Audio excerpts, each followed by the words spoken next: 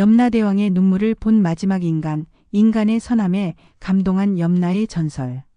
조선 숙종시대 장터에서 물건을 파는 평범한 상인 김만석은 우연히 저승사자의 실수로 염라대왕의 법정에 서게 됩니다.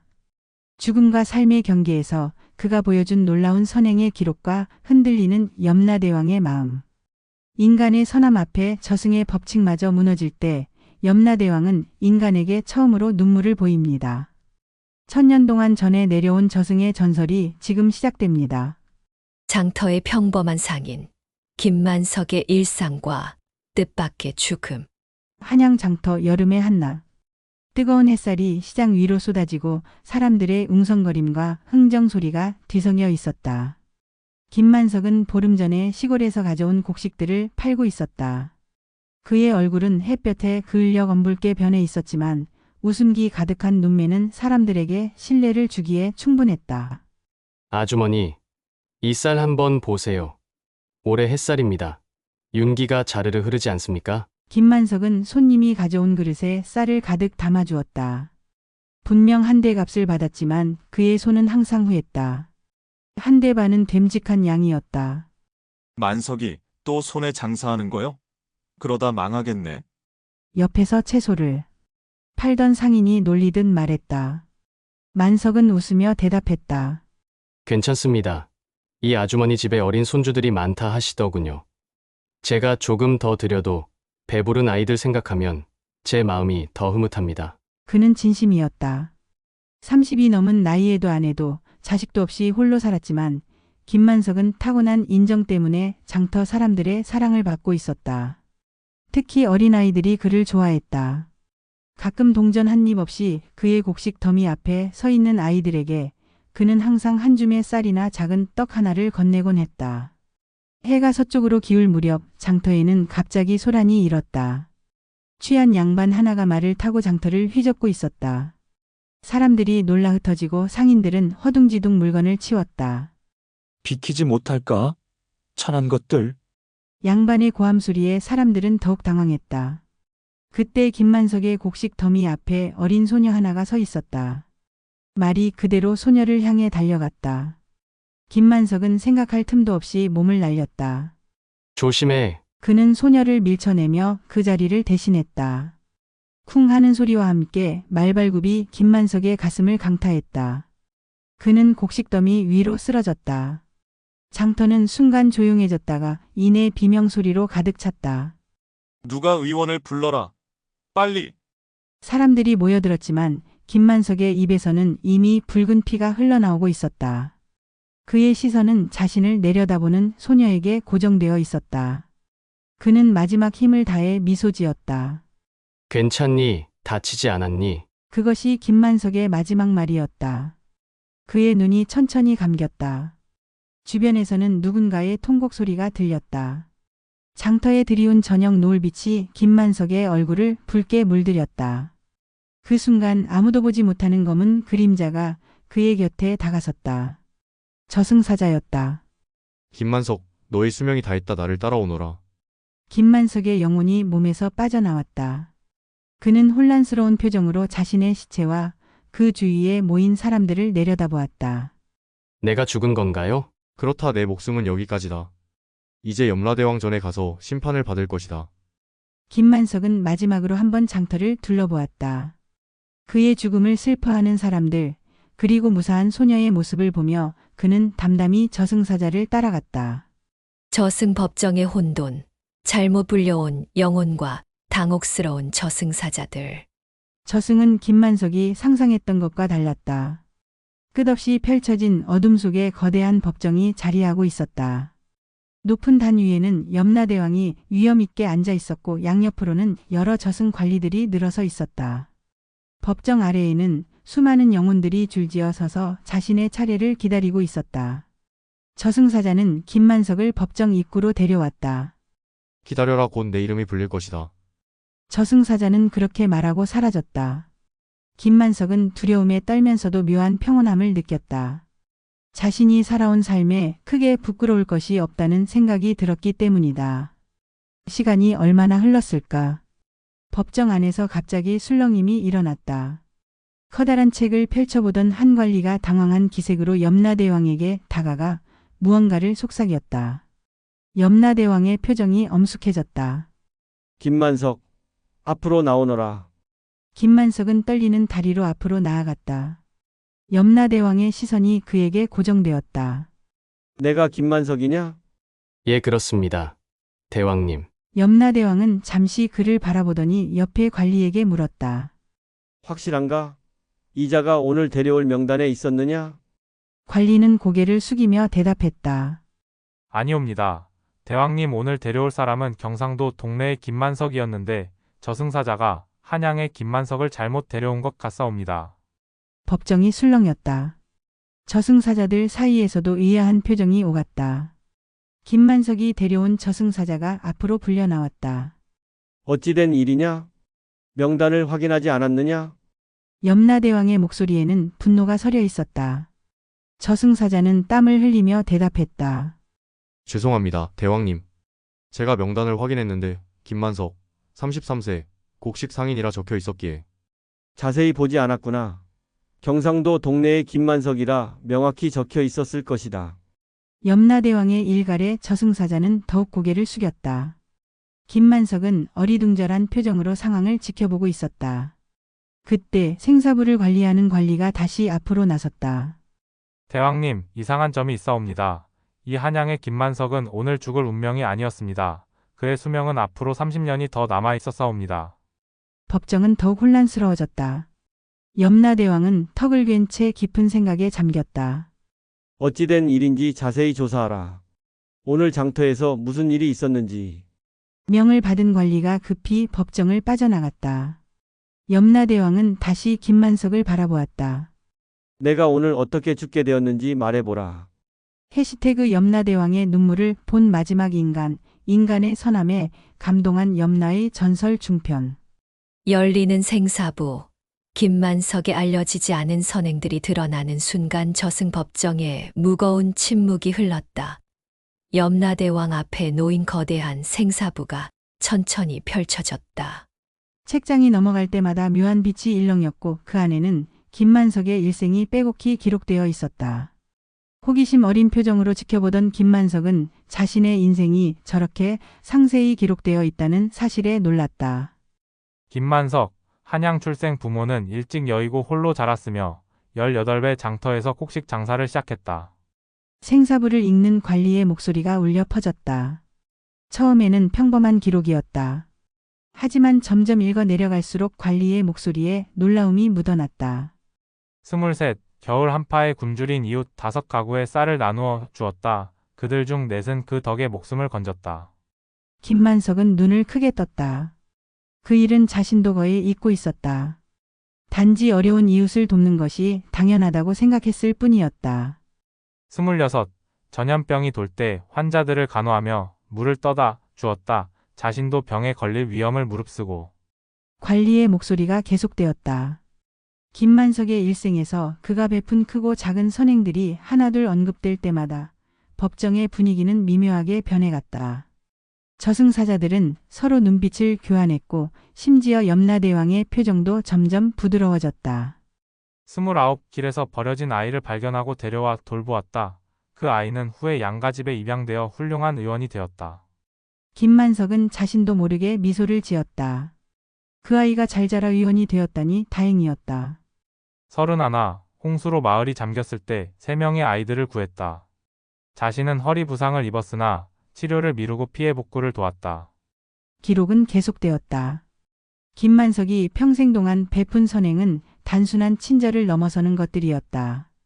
그는 자신의 편안함과 이익보다 타인의 필요를 우선시했고 그것을 특별하다고 생각하지도 않았다. 심지어 그의 선행 중 상당수는 아무도 모르게 행해진 것들이었다. 마지막으로 33, 오늘 소녀를 구하기 위해 자신의 목숨을 바쳤다. 그 소녀는 앞으로 수많은 생명을 구하는 의녀가 될 것이었다. 관리가 생사부를 덮었다. 법정은 깊은 침묵에 빠졌다. 김만석은 고개를 숙인 채 서 있었다. 자신이 한 일들이 이렇게 중요하게 여겨질 줄은 몰랐다. 염라대왕이 천천히 입을 열었다. 내가 평생 베푼 선행이 이토록 많을 줄은 몰랐다. 특히 주목할 만한 것은 내 선행의 대부분이 아무런 보상이나 인정을 바라지 않고 행해졌다는 점이다. 김만석은 고개를 들어 염라대왕을 바라보았다. 대왕님, 저는 그저 그것이 옳다고 생각했기에 행한 일들입니다. 특별한 것이 아닙니다. 염라대왕의 눈이 깊은 생각에 잠긴 듯했다. 바로 그것이 특별한 것이다. 선행을 당연하게 여기는 마음 수천 년간 인간들을 심판해 왔지만 그런 순수한 마음은 드물다. 법정 안의 모든 시선이 김만석에게 향했다. 그는 당혹스러운 듯 자신의 발끝만 바라보았다. 저승 법정에서 이런 일은 처음이구나. 잘못 데려온 영혼이 이토록 특별한 경우라니. 염라대왕의 말에 법정은 묘한 긴장감에 휩싸였다. 갈등하는 염라대왕. 법과 정의 사이에서 고뇌하는 저승의 왕, 염라대왕은 오랜 침묵 끝에 자리에서 일어났다. 모든 저승 관리들이 긴장한 표정으로 그를 지켜보았다. 대왕이 직접 자리에서 일어나는 일은 천년에 한 번도 드문 일이었다. 모든 영혼들은 잠시 물러가라. 이 법정에는 생사부 관리와 저승차사만 남아라. 염라대왕의 명령에 법정은 순식간에 비워졌다. 김만석은 당황한 표정으로 서 있었다. 나도 물러가야 합니까? 아니다. 내 자리에 서 있거라. 염라대왕은 천천히 법정을 가로질러 김만석 앞으로 다가왔다. 가까이서 보니 염라대왕의 눈에는 수천 년의 세월이 깃들어 있었다. 무수한 영혼들을 심판해 온 지혜와 피로가 함께 서려 있었다. 김만석, 너는 내게 어려운 문제를 안겨주었구나. 제가요? 어떤 문제를 드렸다는 말씀이신지. 염라대왕은 한숨을 내쉬었다.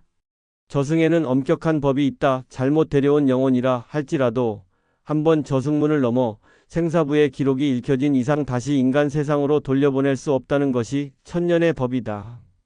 김만석의 얼굴이 창백해졌다. 그럼 저는 이제 돌아갈 수 없는 건가요? 염라대왕은 답하지 않고 생사부를 다시 펼쳤다. 하지만 내 경우는 특별하다. 내가 죽은 것은 저승사자의 실수도 내 운명도 아니었다. 순전히 내 선택이었다. 타인을 구하기 위한 순수한 희생이었지. 생사부 관리가 조심스럽게 말했다.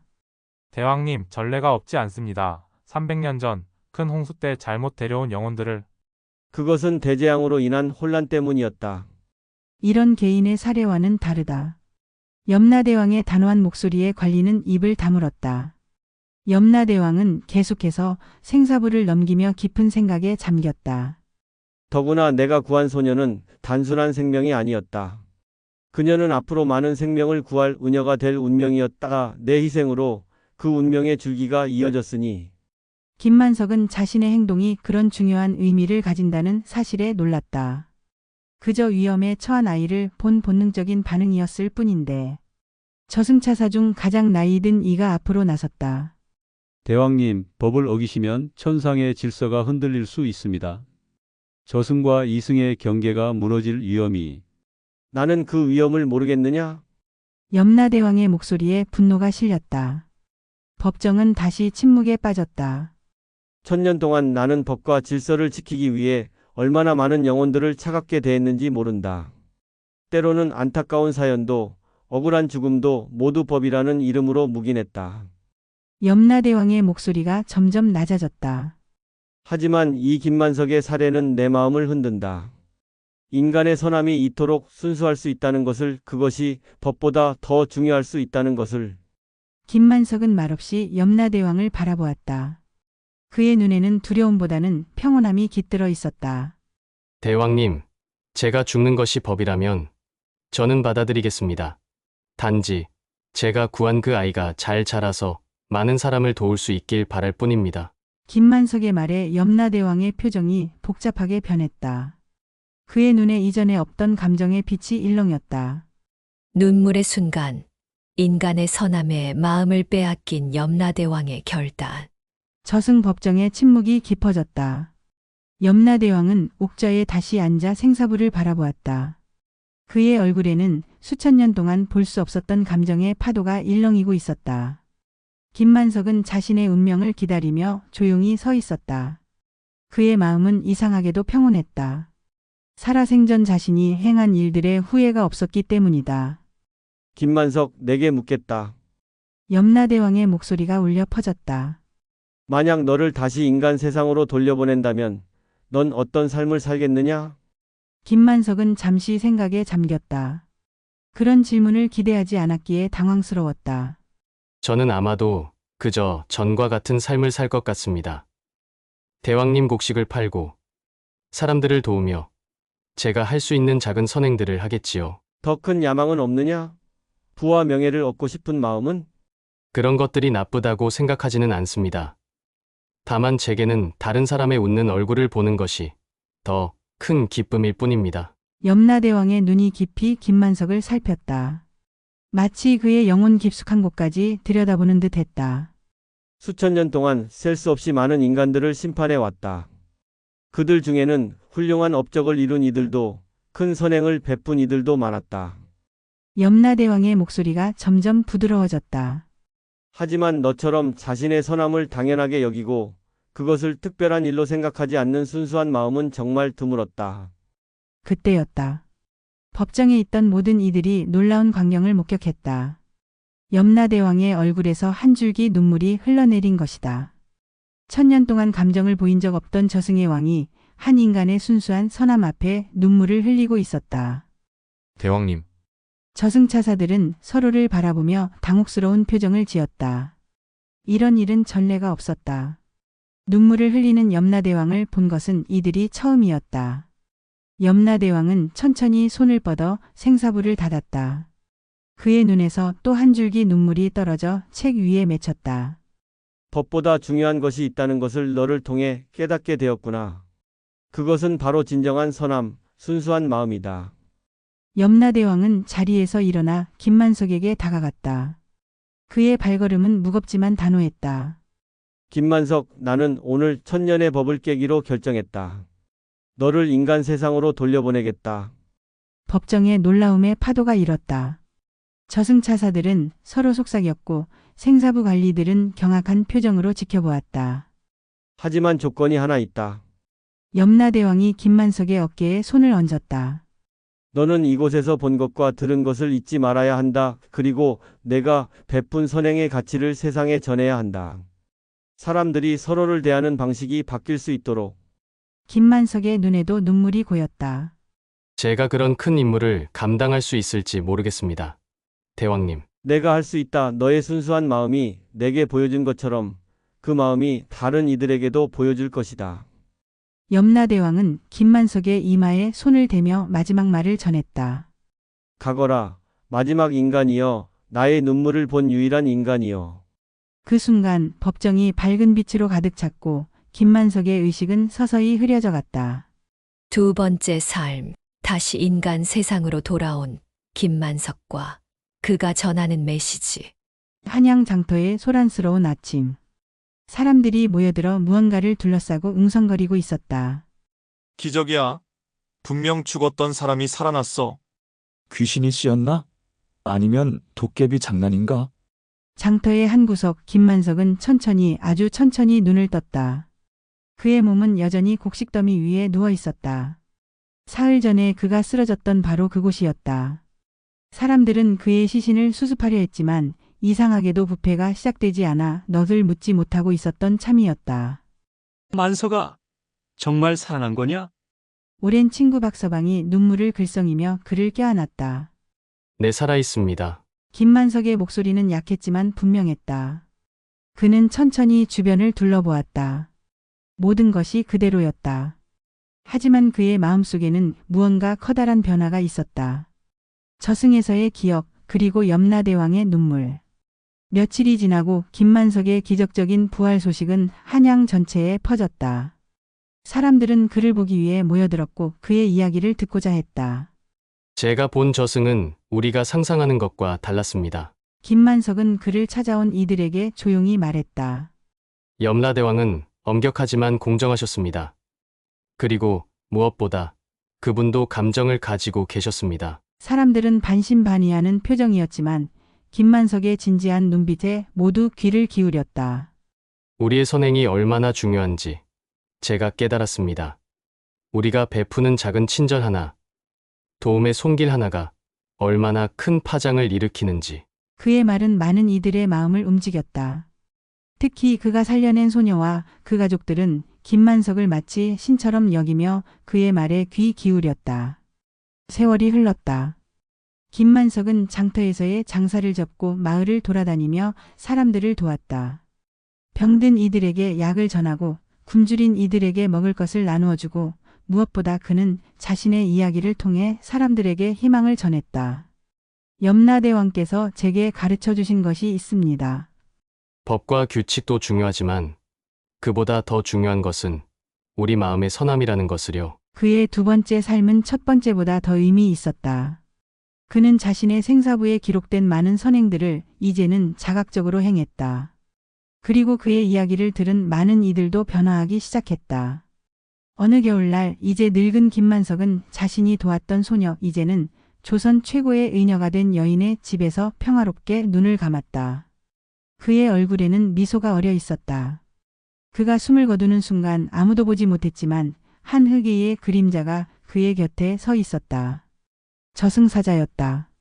하지만 이번에는 다른 저승사자였고 그는 정확한 명단을 가지고 있었다. 김만석, 이제 진짜 내 시간이 되었다. 대왕님께서 널 직접 만나고 싶어 하신다. 김만석의 영혼은 미소 지으며 저승사자를 따라갔다. 그의 이야기는 끝이 났지만 그가 남긴 이야기는 조선 땅에서 계속해서 전해져 내려갔다. 염라대왕의 눈물을 본 마지막 인간 김만석의 전설로.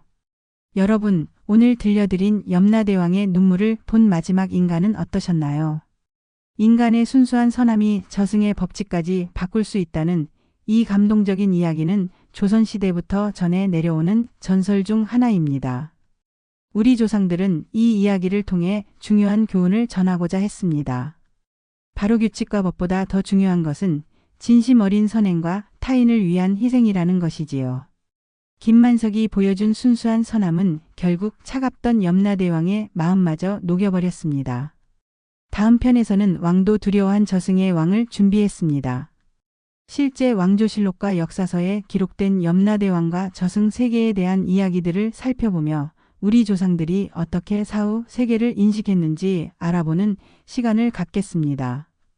현실에서도 김만석 같은 선한 마음을 가진 분들이 많이 계시겠지요. 오늘 들으신 이야기가 여러분의 마음에 작은 울림을 주었기를 바라며 다음 이야기에서 다시 만나 뵙겠습니다. 채널 구독과 좋아요, 알림 설정 부탁드립니다. 감사합니다.